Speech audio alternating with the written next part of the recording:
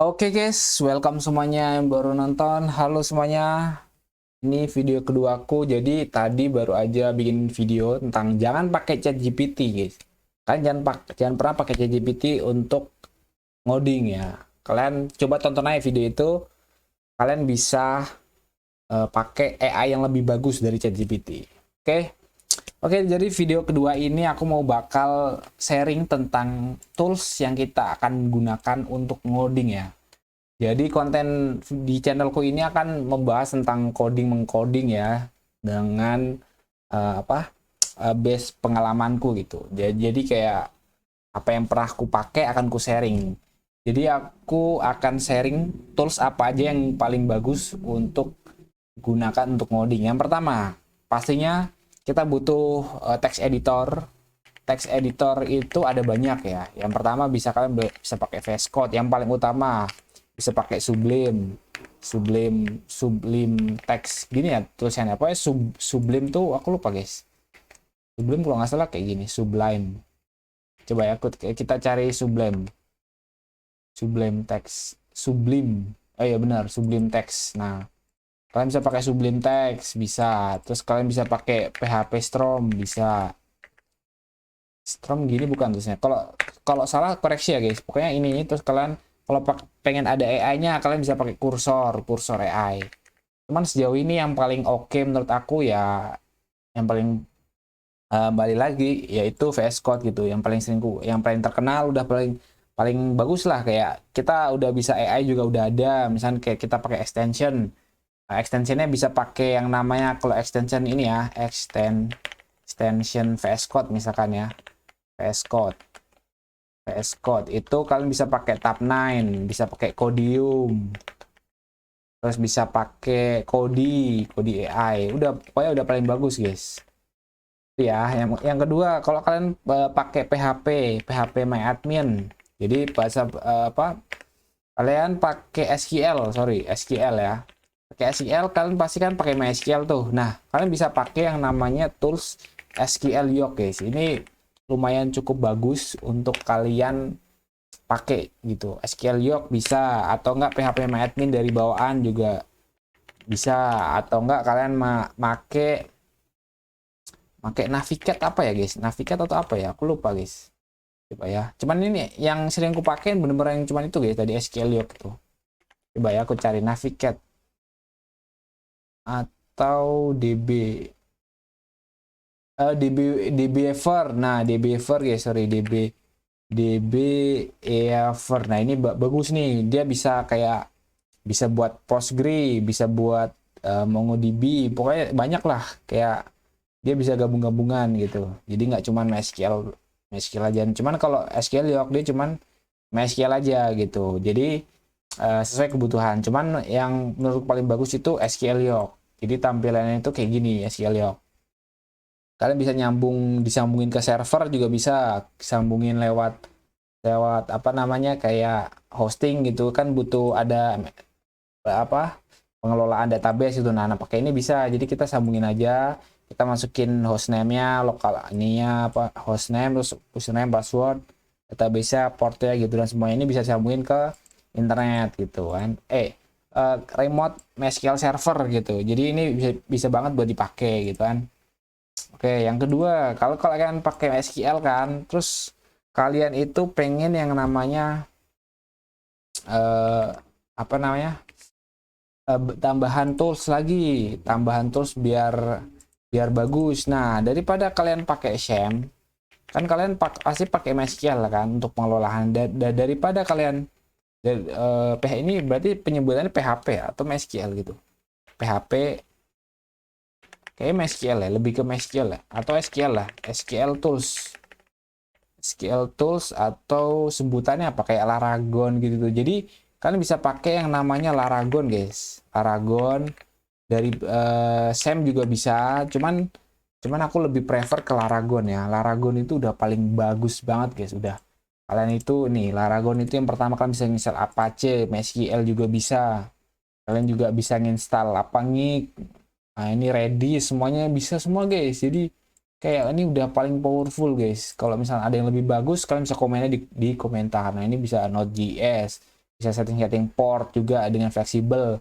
SAM itu sering error dan kalian jangan kalau kalian baru pakai SAM kalian coba migrasi, coba-coba Laragon nanti bakal ketagihan. Dulu aku pengguna SAM juga udah ngerasain gimana rasanya pakai SAM yang tiba-tiba merah error sendiri gitu guys. Nah itu capeknya pakai SAM gitu, harus ganti-ganti port, harus uninstall, harus pokoknya agak ribet lah. Nah kalian bisa pakai yang namanya Laragon ya untuk SQL tools ya namanya, atau apa guys sebutannya, kayak kalau Laragon tuh sebutannya apa? Coba kita cari di Google, kita sambil belajar bareng-bareng ya. Laragon adalah perangkat lunak untuk membuat server lokal. Nah untuk server lokal berarti ya sebutannya server lokal gitu kan, sebutannya di situ pengembangan. Nah ini kayak kalian bisa pakai Laragon, bisa pakai SAM. Kalau kalian pakai Laravel kalian bisa pakai Heart, Laravel Heart gitu kan. Terus kalau kalian apa lagi guys yang terkenal ya, inilah yang setauku ya yang benar-benar aku pakai saat ini ya. Oke itu ya. Terus itu buat server lokal ya, buat server lokal. Terus kalau kalian, jadi ini Postgre sorry, Laragon ini bisa dibuat pakai banyak kan, bisa buat terminal juga langsung, bisa buat database. Ini ya intinya Laragon. Kalau kalian masih pakai SAM kalian bisa pakai Laragon langsung. Jadi kalau kalian mau pakai Laragon juga kalian tinggal klik ini, terus kalian mau jalanin aplikasi apa gitu kan, misalkan di sini pembayaran SPP gitu kan. Nah dia langsung arahin ini, tadi baru ngebuka aplikasi banyak.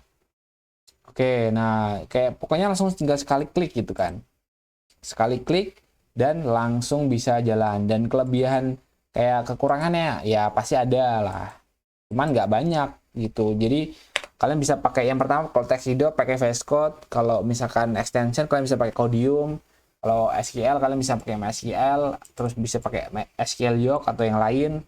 Server lokal kalian bisa pakai Laragon, itu rekomendasiku. Terus selanjutnya kalau kalian browser, nah kalau aku lebih suka itu browser Brave guys. Brave itu ini kan jadi aku pakai Brave itu sangat bagus untuk kayak tampilannya bisa lebih lebar kayak gini kan, lebih lebar. Terus setup itu ada di sini guys, ada di kanan kiri sini kalau di layar. Jadi enak gitu, kayak bisa bisa tampilannya lebih rapi lah gitu. Jadi di atas kan kayak kurang, jadi kelihatan kurang lebar gitu kan. Nah ini di kiri jadi lebih rapi kelihatannya ya. Itu menurutku aja. Terus yang kedua itu dia ada kayak security tambahan. Misalkan dia ada kayak, misalkan ada bukan HTTPS, dia tuh udah auto di sharing gitu guys. Jadi itu lebih bagus lah. Terus iklan-iklan juga nggak akan muncul di Facebook, di YouTube nggak akan muncul, di Google nggak ada iklan sama sekali. Jadi tanpa extension apapun Brave bisa ngilangin iklan ya, kayak gitu dia. Terus kalau kalian emang nggak mau pakai Brave, kalian bisa pakai yang namanya ya Google Chrome lah, apalagi gitu kan, Google Chrome, atau kalian pakai Edge. Nah Edge ini juga bagus guys. Edge itu hampir sama dengan Brave. Jadi cuman dia tetap harus pakai extension kalau mau ngilangin iklan gitu-gitu sih. Kayak ya pada umumnya kayak kalau scroll juga smooth, Brave smooth, Chrome smooth, semuanya smooth guys. Kayak gitu ya. Jadi rekomendasi kalian bisa pakai ini. Terus apalagi ya, terus bahasa pemrograman. Kalau kalian mau belajar dari awal kan kalian pasti belajar HTML, CSS, terus PHP gitu kan. Terus kalian juga akan belajar yang namanya JavaScript, nggak jauh-jauh dari ini sih, JavaScript kayak gitu. Nah kalian udah kalian cuma install ini aja nih yang di atas nih, extension pakai VS Code, kemudian text editor pakai VS Code, extension kalian bisa pakai Codium AI buat bantuan untuk AI ngoding-ngoding. Terus kalian bisa pakai SQL Yoke sorry untuk MySQL gitu kan, manajemennya. Jadi kalian bisa pakai SQL Yoke, terus atau PHP admin dari bawaan juga boleh, atau di Beaver juga boleh. Server lokal kalian bisa pakai Laragon, atau kalian bisa pakai SAM juga boleh, tapi rekomendasi Laragon. Terus yang ini browser kalian bisa pakai Brave atau pakai Edge atau Chrome. 3 ini yang paling bagus guys. Terus kalau kalian belajar ngoding, kalian pasti belajar HTML, CSS, PHP, JavaScript. Nah HTML ini itu pasti kan nanti kalian ini ya kayak ngoding gitu kan, ngoding apa belajar gitu kan. Nah, rekomendasi channel belajar kalian bisa Pak belajar di WPU Unpas ya, web programming Unpas, terus ada PJN, programmer zaman now. Terus kalian bisa juga belajar di ini yang rekomendasiku sendiri ya, yang pernah aku tonton terus bagus ya. Terus kalian bisa belajar di Parsinta. Parsinta itu bagus. Terus kalian bisa belajar di mana lagi ya, yang benar-benar aku inget nih. Kalian bisa belajar di Santri Coding. Santri Coding tuh bagus. Itu Santri Coding itu ini ya, lebih ke website ya. Jadi kalian baca, ada ebook gratis, ada di situ bagus. Terus kalian bisa pelajarin juga apalagi ya, mungkin ini aja sih yang kayak menurutku paling bagus ya. Paling ya kayak kalau mau tambah-tambahan sambil enjoy, kalian bisa belajar di De Afrizal, itu juga bagus. Terus ada siapa namanya, Bang Theo tuh channelnya apa, Void guys, Void. Nah itu dia. Jadi kurang lebih ini kalian bisa belajar di bawah sini udah lumayan oke lah. Kalian tontonnya playlist itu banyak banget, putar belajar HTML, CSS, PHP, JavaScript, dan framework yang sebanyak itu.